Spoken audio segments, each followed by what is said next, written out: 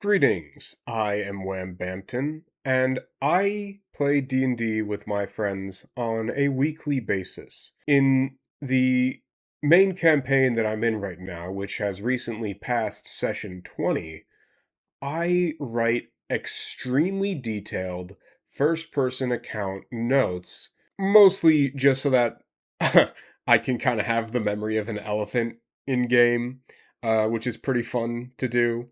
These big Google Docs that I write as first-person accounts, some of my friends have recently expressed interest in me making videos about this. I'd like to read from the Journal of Felgrand, who is a dragonborn lich monk, lich being from the some of the Grim Hollow, I think they're called, expansions, one of the transformations. For this first video, I'll be reading off his backstory and session 1. Backstory. At a young age, from beyond where my memory cuts off, I was abandoned by my parents at the doorstep of the Hyperion Monastery, raised up in their monkhood by Master Hyperion himself.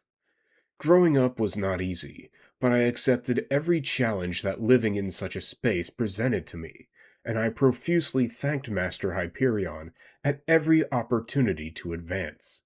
I pledged my eternal servitude to him as gratitude for the life he had given me. A horrible chill went down my spine when he told me that he could give me such a life. Nervously, I asked him what it would cost. Strangely, not even he knew the answer. But I accepted, not realizing that he took the eternal part of my statement quite literally. The rest of that week was a complete blur, but I had awoken the next day after with a strange amulet around my neck. I felt different. All innate instincts to maintain my health completely disappeared.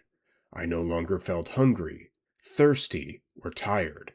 It felt like a miracle, until Master Hyperion told me that from that day forth I would need to protect my amulet with my very life, as that is what it contained. My now immortal soul. I had never heard such darkness in the words that Master Hyperion spoke ever up until that day. Not long after, the monastery burned down. I ran until I reached a lake and began to swim, but the arsonists were catching up, so I hid underwater until I realized that I no longer needed to breathe. They never did get a proper look at me in the dark of that night. At least, I'm quite sure they didn't. When I was sure I was safe, I resurfaced to find the monastery entirely abandoned and ruined, with no sign of Master Hyperion. I never heard from him again after that day, so I assumed the worst. But now, I am an immortal, without a purpose. I have wandered the land for years, unsure of where to go, or what to do with the eternity that I have been given. As I wandered for these years, generally trying to avoid society, I felt something calling me to Carthmere. Perhaps that is where I will discover my purpose. I am Felgrand, a bronze dragonborn monk turned lich. Session 1, conducted on November 20th, 2025. I needed to collect my thoughts. I wandered into a tavern called the Gilded Ledger, and sat down at the bar, a seat away from some short man, who received a free drink from another short person across the room. Upon receiving the drink, he shouted, "Thank you!" briefly disturbing my thoughts, though I don't hold it against him. I introduced myself to Thorin and his friends, John and Milton. We agreed to form an adventuring party together, as I saw Thorin as having a lucky quality to himself for receiving a free beer. I offered to pay for Milton's food as he was consuming a large quantity that would have cost the others quite a lot. He gave me a bowl of stew, which I accepted so as to appear more normal. He questionably gave me a fork to eat it with. After inquiring about it, 7 spoons appeared in his bowl, but when he reached for them, they vanished, and his stew tipped over on him. The prankster who caused this walked up and introduced himself. Another man of short stature named Tuvik, among many other names, alongside a mid-sized Triton by the name of Locano. They began debating an appropriate amount of salt to use on the stew.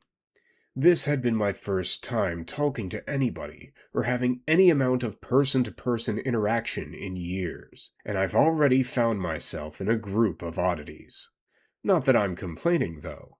I would rather adventure with interesting people than uninteresting. Perhaps if I ever reveal my secret to any of them, they might be more understanding. Tuvik seems to care a great deal about etiquette, though he had also carved a design into the tavern mug. The tavern keeper decided he liked it, and would rotate it into the rest of the mugs as a promotion. Meanwhile, Milton had begun eating the spilled stew off of the table. The barkeep's names are Theron and Roland Voss. After inviting Tuvik to join the group, he asked us if we had heard the music. We were all puzzled by the question. He admits that it is odd, but that he's looking for others who have heard the music, who have been called by it. Tuvik went over to speak to another group of adventurers wearing different colored hats. He relays to us that the Adventuring Guild is going to be forming groups of adventurers tomorrow, alongside a large celebration. As a result, we decided to rest up for the night. Most of them got rooms at the tavern. Locano decided to find a tree to sleep in. I decided to excuse my lack of requirement to sleep as part of my monk training, saying that I can sleep standing up with my eyes open. I decide to act as something of a sentry for Locano to make sure no thieves interfere with his rest. I stand awake as the sun rises, helping Locano to wake up as well. As we had gotten directions to it the previous night, I guide Locano to the Adventuring Guild. Initially, I mistook him for a merfolk, but he told me that he is a Triton, excusing the misconception, and he told me that some Tritons can be very difficult if they're mistaken as sea elves. He lived deep down in the ocean's abyss. Triton literally means guardian in their language, as his ancestors closed the portal to the plane of water, sending away krakens and other monsters. He trained to be a warrior to stop ocean threats from reaching the surface. Triton young are taught to handle surface sunlight and pressure changes. Afterwards, he asked me a bit about myself. Walking up to the guild, we find a few other well-equipped people of varying races. Walking in, we find the staircase on either side with a receptionist in the middle, with rooms on either side. There are many guild officials going between the rooms and up and down the stairs. We wait for about half an hour. Eventually, we see a man wearing half-plate armor walk up to the railing upstairs. He clears his throat and stomps down, making a loud noise, almost as if he broke the floor below him, causing the room to go silent.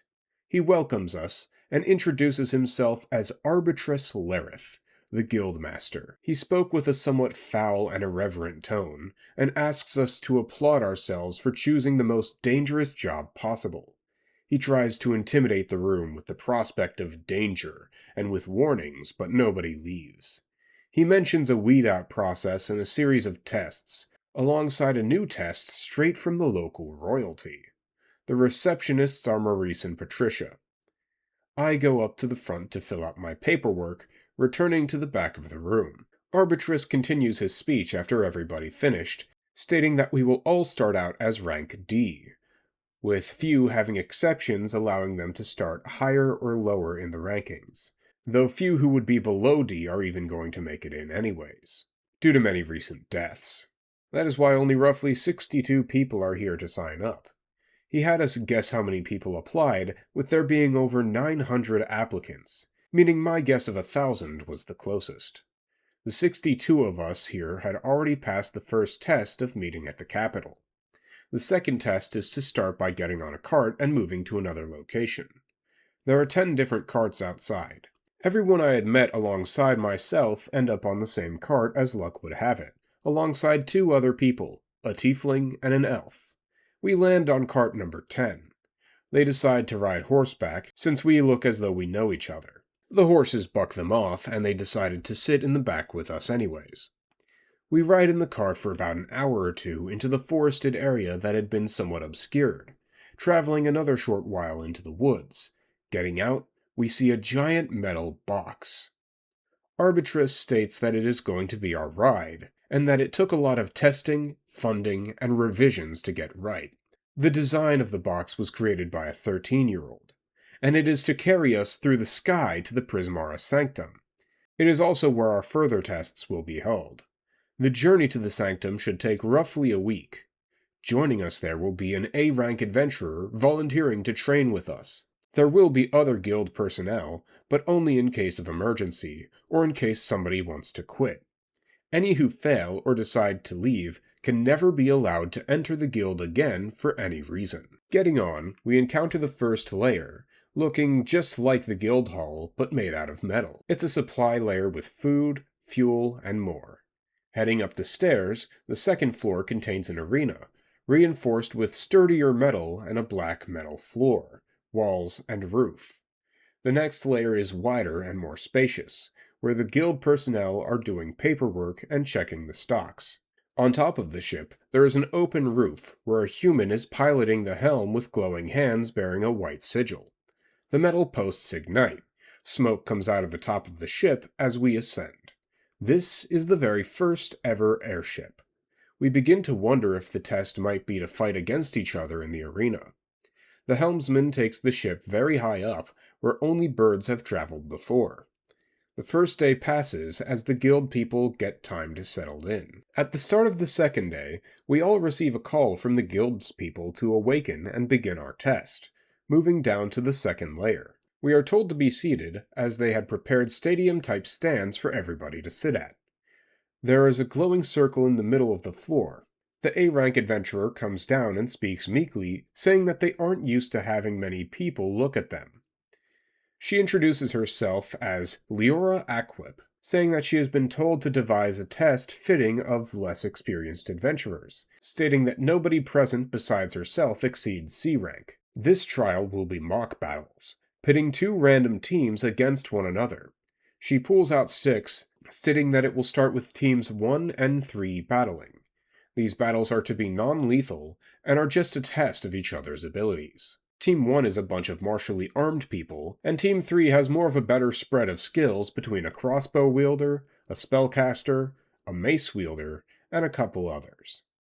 Team 3 seems to completely thrash Team 1, but in the end they only barely won. Other teams begin combat against one another. Leora looks over the battle, seeing a dagger wielder who looks as though they are about to fatally wound their enemy.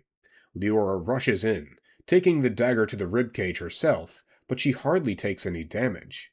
She picks up the rogue, slamming his skull into the floor. She makes it dead serious that there will be no killing on this ship. The unconscious rogue is arrested, stating that the trial is over for today, and that we will continue again tomorrow.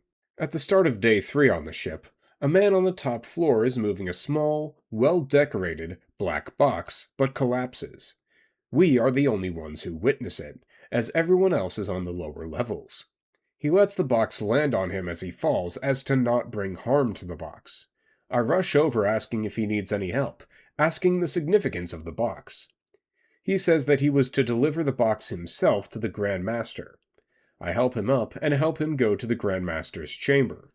It's a relatively comfortable-looking room, but it's empty. The man is confused by this, stating that the box cannot be left alone when I suggest leaving the box in the room.